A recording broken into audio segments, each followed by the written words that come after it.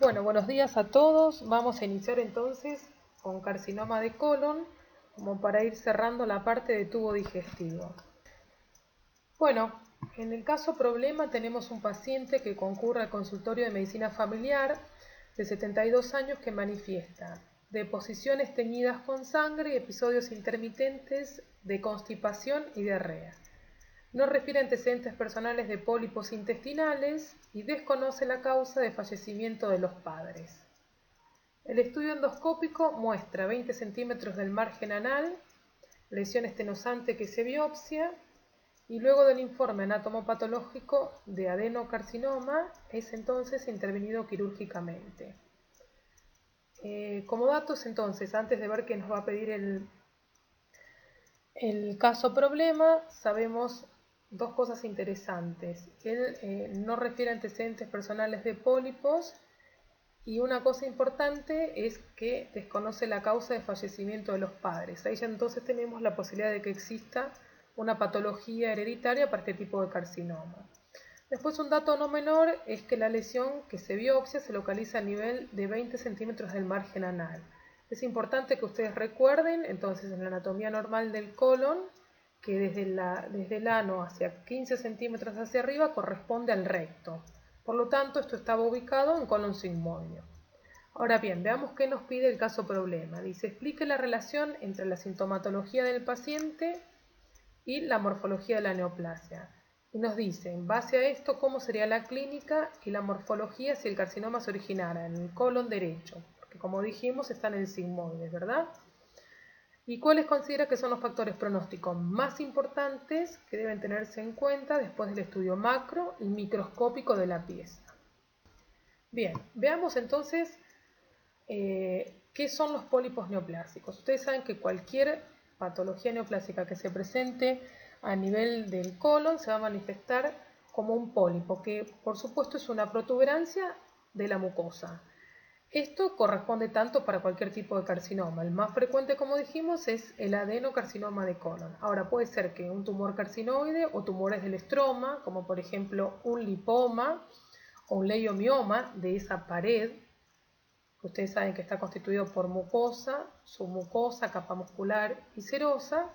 Entonces podemos tener tumores del estroma. Hacen referencia a las capas de la pared del colon que pueden producir entonces una neoplasia y protruir hacia la mucosa, entonces estamos en presencia de un pólipo. También puede ser que tengamos la presencia de linfomas o de metástasis. Ahora, los pólipos neoplásicos más comunes son los adenomas de colon. Ahora, estos adenomas son benignos porque serían la patología precursora de la mayoría de los adenocarcinomas colorectales. Vamos a ir avanzando entonces un poquito más sobre estos pólipos neoplásicos que son los precursores del adenocarcinoma invasor colorectal. Bien, son neoplasias que van desde pequeños pólipos sésiles o que pueden ser también apediculados a lesiones de gran tamaño. No hay preferencia de género y están presentes en casi el 50% de los adultos que viven en el mundo occidental.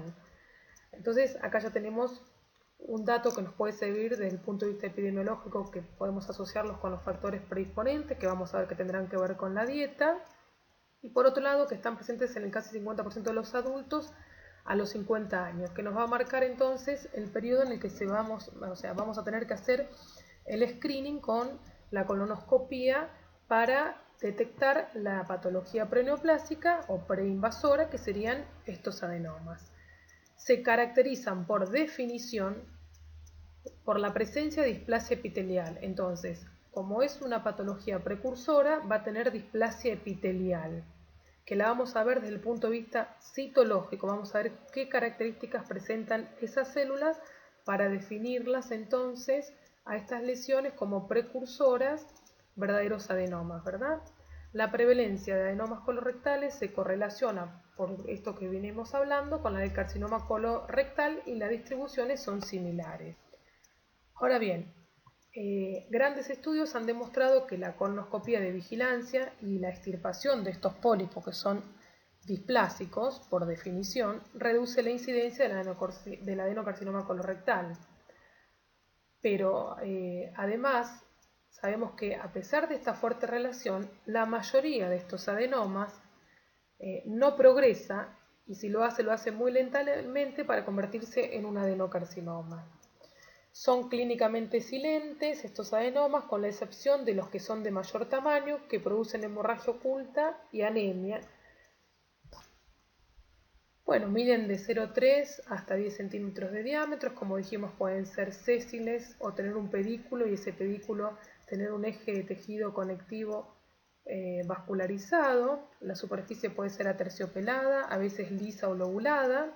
Y histológicamente, como dijimos, adenoma es sinónimo de displasia epitelial. Y esa displasia, el sello citológico, porque vamos a ver cómo es la célula, vamos a ver que los núcleos son hipercromáticos, elongados o pensilados, muchas veces dice la literatura, y van a mostrar estratificación nuclear. Las células van a tener nucleolos prominentes, un citoplasma eosinófilos, con mitosis típicas, y vamos a ver que se pierde la cantidad en el número de células caliciformes. Y lo que vamos a observar frecuentemente, ustedes recuerden que las criptas colónicas, en la profundidad se producía el recambio celular para una reparación. Los cambios reparativos se producen en el fondo de la cripta. Por lo tanto, para decir que un epitelio es displásico, tenemos que observar estas características que describimos como displásicas en la superficie de la mucosa colónica. Es decir, si la vemos en el fondo de la cripta, pueden ser tranquilamente cambios reparativos reactivos. En cambio, si están en la superficie, hablamos de una verdadera displasia. Los adenomas pediculados tienen tallos delgados, como dijimos, con un eje fibroconectivo vascular. Se clasifican de acuerdo, ya vamos a ver la histología, pueden ser tubular, tubulovellosos o vellosos. Los tubulares tienden a ser más pequeños y forman glándulas redondas o tubulares, y los vellosos suelen ser grandes y sésiles, cubiertos por finas vellosidades, que se parecen a las vellosidades del intestino delgado. Los adenomas tubulovellosos tienen una mezcla de elementos tubulares y vellosidades, es decir, que es el mix de los dos anteriores. Aunque los adenomas vellosos contienen focos de invasión con más frecuencia que los tubulares, se sabe que la arquitectura vellosa sola, por sí, no aumenta el riesgo de cáncer, sino que tiene que ver el tamaño del poro. Tenemos que hacer una distinción sobre el adenoma cerrado sésil, que actualmente la mejor nomenclatura es llamarlo como pólipo, porque no cumple con esta clasificación en cuanto a la nomenclatura, que el adenoma es igual a displasia epitelial. Estos adenomas cerrado sésil o pólipos cerrado sésil se superponen histológicamente con los pólipos hiperplásicos y se encuentran más comúnmente al lado derecho, y suelen medir, por definición, son mayores de 1 centímetro. Pero ¿qué pasa? A diferencia del pólipo hiperplásico, histológicamente se parecen, pero no tienen el potencial, los hiperplásicos no tienen el potencial maligno, por eso se lo llama a estas lesiones adenomas cerrados sésil, porque tienen el potencial maligno. Carecen de las características citológicas que tiene un adenoma, como les dije, pero tienen el potencial maligno. ¿Qué pasa? ¿Cómo lo diferenciamos de un pólipo hiperplásico? La característica que lo diferencia es que la cripta, a diferencia del hiperplásico, que el hiperplásico solo dilata la parte superior de la cripta, que lo hace como una vellosidad, en estos tipos de adenomas cerrados sésil, la cripta permanece elongada en toda su extensión, y cuando llega a la muscular de la mucosa se asocia a un crecimiento. La cripta se desvía en forma de L hacia el costado o en forma de T. Entonces, sabemos que la mayoría de los adenomas colorectales son lesiones benignas, y una pequeña proporción puede albergar un adenocarcinoma invasor. Y dijimos que en esto tenía que ver sí o sí el tamaño, de manera que se propone la regla de que el 40% de las lesiones mayores de 4 centímetros contienen focos de adenocarcinoma. Y por supuesto, cuando aparece una displasia de alto grado, es un factor de riesgo también para el carcinoma. Y acá tenemos ejemplos. Esto tenemos un adenoma pediculado a la endoscopía, acá una superficie lobulada y vellosa, y acá la histología de un adenoma tubular completo. Fíjense entonces el adenoma tubular en imagen A, que se ve entonces las glándulas tubulares o redondeadas, en el B el adenoma velloso, claramente se ve entonces esa imagen de vellosidades parecidas a las de intestino delgado. En la imagen C es una displasia en la parte superior de la figura y en la parte inferior fíjense cómo se conservan las células caliciformes. Y en la D es el adenoma cerrado sésil. Recuerden que no tiene por definición las características de displasia, pero igualmente se lo llama adenoma por su potencial maligno. Fíjense entonces cómo la cripta permanece elongada y dilatada en toda su extensión, con inclinación entonces de la parte basal en forma de L. Bueno, acá tenemos entonces la combinación, como decíamos, de los túbulos vellosos. En todas vamos a ver entonces esos núcleos elongados, hipercromáticos, con pérdidas de las células caliciformes, y la característica es la combinación de las estructuras tubulares con las estructuras vellosas. Acá claramente un velloso, fíjense en las imágenes digitiformes y claramente la displasia como hace alusión a la palabra. Bueno, entonces adenoma con carcinoma intramucoso. Fíjense en la imagen superior, el carcinoma intramucoso es aquel que no sobrepasa la muscular de la mucosa. Se lo denomina intramucoso porque ustedes saben que los linfáticos que están en la mucosa, si bien existen, tienen poca posibilidad de dar metástasis a distancia, por lo tanto no se cumpliría una de las premisas del carcinoma invasor, que es la posibilidad de dar metástasis a distancia. Entonces vemos en la figura de abajo que ya infiltra claramente la submucosa y produce en el estroma que lo rodea una reacción desmoplásica. Bueno, vamos a ver entonces cuál es el patrón molecular de base de estos pacientes y qué vamos a encontrar. Entonces, como vimos en el caso clínico del paciente de 72 años que vimos al comienzo, uno de los datos que decía era no sabe de la historia familiar de carcinoma. Por lo tanto, dijimos que existía la posibilidad de síndromes familiares. Entonces, acá vamos a ver que existe entonces un carcinoma, un adenocarcinoma de colon esporádico y uno hereditario. Para estudiarlos vamos a reconocer la poliposis adenomatosa familiar, después vamos a conocer el cáncer colorectal hereditario pero no polipósico, entonces hablamos de estos dos tipos de carcinomas que van a ser hereditarios. Y por último vamos a reconocer al carcinoma de colon esporádico.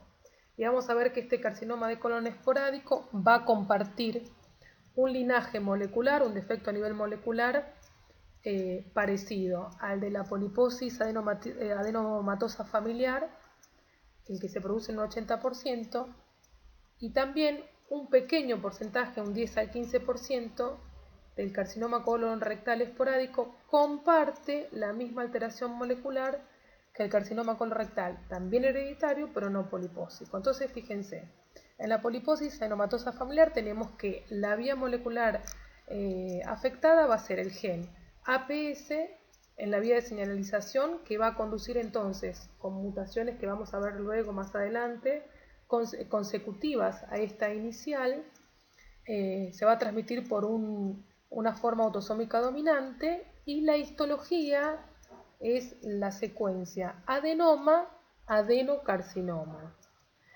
Con respecto a la forma no polipósica y hereditaria del carcinoma colorectal, vamos a ver que hay una alteración de las proteínas reparadoras del DNA cuando está replicado erróneamente. Entonces, estas proteínas que detectan estos errores en la replicación del DNA están defectuosas y mutadas.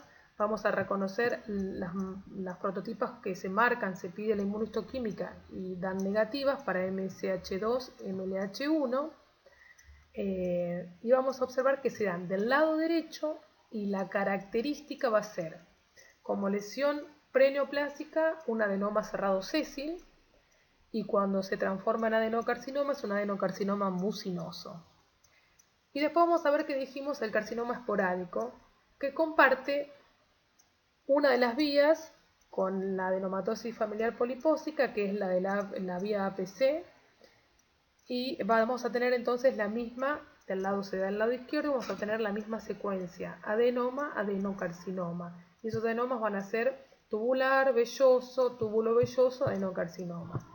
Y para el cáncer esporádico, que el target molecular es también las proteínas reparadoras del error de replicación del DNA, van a ser las mismas proteínas, MSH2, MLH1, al igual que el carcinoma colorectal hereditario no polipósico está del lado derecho, y al igual que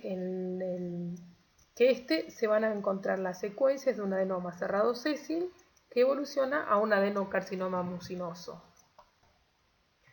Bien, entonces vamos a abordar la poliposis adenomatosa familiar. Como vimos, es un trastorno autosómico dominante. Se dan numerosos adenomas colorectales que aparecen desde la adolescencia y como criterio diagnóstico se utilizan al menos 100 pólipos. Morfológicamente es indistinguible de los adenomas esporádicos y bueno, como vimos, estaba causado por la muerte del gen APC. En este caso, los adenocarcinomas se desarrollan en el 100% de los pacientes, por lo tanto, la colectomía profiláctica es la terapia estándar para estos pacientes que portan las mutaciones del APC. Ahora tienen riesgo de otras neoplasias en otros sitios, como por ejemplo los adenomas en el resto del tubo gastrointestinal, en particular en la polla de váter y el estómago. Y se asocia con manifestaciones extraintestinales, que van a ser el síndrome de Garner, que va acompañado de adenomas intestinales con osteomas en mandíbula, cráneo, huesos largos, alteraciones en los dientes, quistes epidérmicos, y el síndrome de Turcot, que son adenomas intestinales y tumores del sistema nervioso central, como gliomas o la parte maligna, los glioblastomas o meduloblastomas. Recordamos entonces que el adenocarcinoma en estos pacientes aparece alrededor de los 30 años. Vemos entonces cómo es la macroscopía, numerosos pólipos, fíjense que está toda a manera de alfombra cubierta la mucosa colónica, y abajo vemos entonces cómo en un espacio pequeño y reducido de la muestra histológica ya vemos 3 adenomas, en este caso con patrón tubular. Fíjense cómo se cubre a manera de una alfombra llena de pólipos de diferentes tamaños, que por supuesto exceden los 100 pólipos. Bueno, vamos al otro tipo de lesión, que era el carcinoma hereditario, pero en este caso no polipósico, también denominado síndrome de Lynch.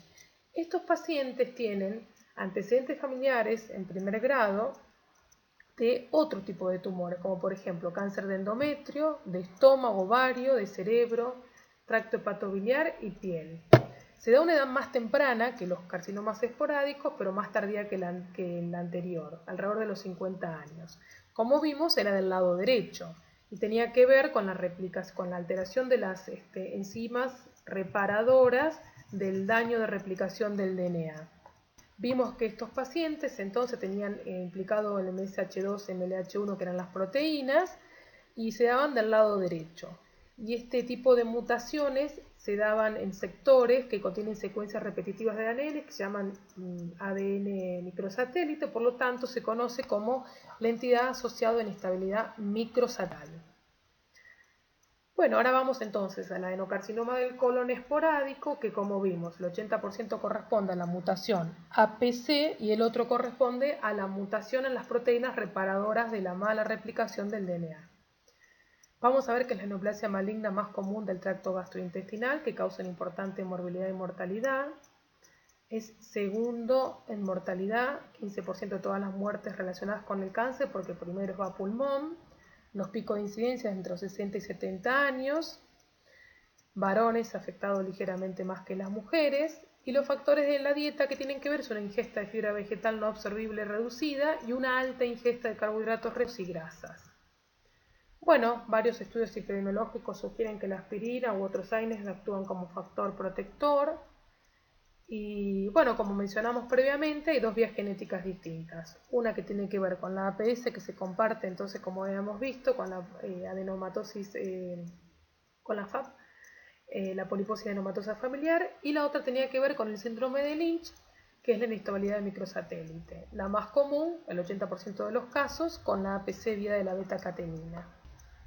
Bueno, acá entonces vemos lo que fuimos explicando previamente. Este gráfico es representativo. Fíjense en el adenocarcinoma del colon, en la secuencia adenoma tubular o túbulo velloso o velloso, hacia carcinoma, que es la imagen de arriba, tiene que ver con la alteración en la vía de señalización APC, beta-catenina, que después se le suman otras mutaciones agregadas que activan el CARRAS. Existe pérdida de heterogeneidad de genes supresores como P53 o SMAD2 y 4, y llevan entonces, por supuesto, a esas mutaciones adicionales al carcinoma verdaderamente invasor. Y en el caso del síndrome de Lynch o el esporádico, que tiene alteraciones en las proteínas que se encargan de la reparación del DNA dañado en su copia, tiene, por supuesto, heredadas o adquiridas, como en el caso anterior, esas mutaciones que van a llevar a la inestabilidad de microsatélites, a las cuales se le agregan mutaciones en esos ADN microsatélite, que tienen que ver con genes que involucrados en la regulación, crecimiento y en la apoptosis, con proliferación celular aumentada y disminución en la apoptosis. Bueno, dijimos entonces en el caso de este paciente, al principio, que analicemos un poquito qué pasaba si el adenocarcinoma de colon se le daba del lado derecho o del lado izquierdo. Desde el punto de vista de la histología no hay diferenciación de acuerdo sea la localización. Y tampoco podemos predecir, de acuerdo a que vemos histológicamente, siempre vamos a ver un adenocarcinoma invasor. Del punto de vista histológico es muy sencillo. Ustedes saben que el adenocarcinoma, cuanto mayor cantidad de luces glandulares tiene, va a ser más diferenciado. Cuanto menos cantidad de luces glandulares tenga, va a ser menos diferenciado. Ahora, lo que sí podemos inferir, que si está del lado derecho, presenta características mucinosas, y en un infiltrado rico linfocitario intraepitelial más folículos linfoides peritumorales, y el paciente es menor de 50 años, podemos asociar que está íntimamente relacionado con la alteración de las proteínas reparadoras de errores de traducción del DNA, y tendrán que ver con el esporádico, de que se da en menor frecuencia, de un 15% como vimos, o con el síndrome de Lynch. Bueno, en el colon proximal ya sabemos del lado derecho, por la dilatación de la luz de esta parte colónica, van a crecer como masas polipoides exofíticas y rara vez van a causar obstrucción. Teníamos del lado izquierdo, por lo tanto la morfología va a ser correspondiente a lo que vemos, que tiene que ver con lesiones celulares en servilletero, y por supuesto que vamos a ver que las características clínicas van a ser distintas. Con respecto entonces a los cánceres que se desarrollan insidiosamente al lado derecho, van a causar una clínica que tiene que ver con fatiga, debilidad debido a la anemia por sangrado oculto en materia fecal, y de manera tal que siempre se dice que una anemia en un paciente anciano o una mujer posmenopáusica es cáncer gastrointestinal hasta que se demuestre lo contrario. En cambio, del lado izquierdo pueden producir hemorragia, cambios en los hábitos intestinales, hasta crónicos. Bueno, sabemos que los carcinomas poco diferenciados, y ahora le agregamos que la histología mucinosa se asocian con un mal pronóstico, y los factores de riesgo más importantes que determinan pronóstico son la profundidad de infiltración de la pared, por lo tanto cuando están en muscular propia, es decir que ya pasaron la submucosa, están en muscular propia o tienen compromiso de ganglios linfáticos, por supuesto que es de peor pronóstico. Y tiene que ver con una sobrevida reducida. Las metástasis pueden involucrar los nódulos linfáticos regionales, pulmones y huesos, pero el hígado es el sitio más común resultado del drenaje.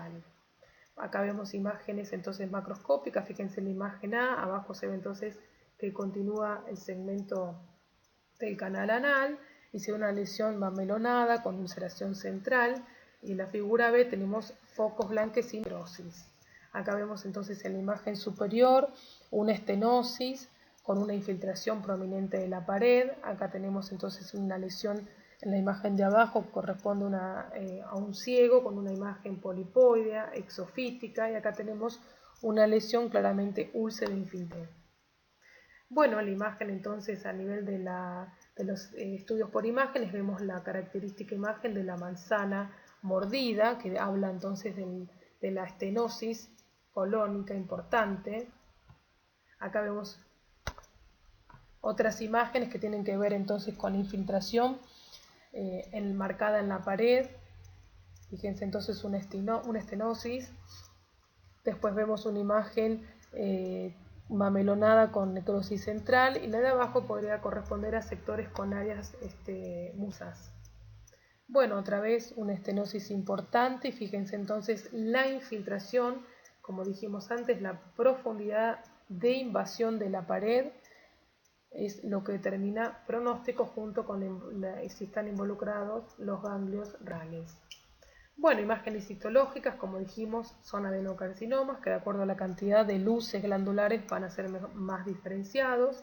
Tenemos entonces la imagen A, que tiene necrosis endoluminal, la B con menor cantidad de luces glandulares, la C corresponde a células en anillo de sello con áreas mucinosas, y tanto las dos inferiores muestran entonces una gran componente desmoplásico del estroma, producto de la invasión, y la última muestra un gran componente linfocitario tumoral. Acá más imágenes, fíjense cómo la infiltración con diferentes componentes, y vemos en la última imagen y en la adyacente a esta el tejido adiposo infiltrado por tumor. Bueno, mayor imágenes de la histología, fíjense que todas cumplen con la misma característica de un adenocarcinoma, con mayor o menor cantidad de luces glandulares, y en algunos sectores áreas mucinosas, o en la última figura células en anillo de sello. Bueno, como dijimos entonces, profundidad de invasión de la lesión y la posibilidad de dar metástasis. Acá tenemos un ganglio linfático con las áreas metastásicas. Después tenemos un área pulmonar con una clara metástasis. Por supuesto, el hígado, que sí o sí por su drenaje portal lo puede hacer en forma de grandes lesiones o pequeñas periféricas. Una de las propuestas terapéuticas ahora es la resección de estas metástasis hepáticas, con bastante buena sobrevida de los pacientes. Bueno, la estadística patológica, ganglios y la profundidad de la invasión, y 3 palabras sobre el canal anal. Ustedes saben que el canal anal comparte en su tercio superior la misma histología del recto, que es un epitelio cilíndrico, glandular cilíndrico, el tercio medio, que va a ser un epitelio de transición, y el tercio inferior, que tiene que ver con un epitelio de tipo escamoso, ¿no? Estratificado, plano. Bien, entonces las lesiones pueden ser, si están en el tercio superior, comparte entonces más bien las lesiones de tipo histológico de un adenocarcinoma. En el tercio medio van a ser más bien el tipo que se conoce histológico como el carcinoma basaloide, que tiene que ver con la similitud de las células basales del epitelio epidermoide. Y si están en el tercio inferior, se van a asociar entonces con el HPV, las lesiones preneoplásticas por el HPV, y un carcinoma escamoso. Y son homologables a lo que habíamos estudiado con lo que sucedía con las lesiones preneoplásticas de carcinoma de cuello uterino, en cuanto a la asociación HPV-carcinoma escamoso. Bueno, nada más que esto entonces. Gracias.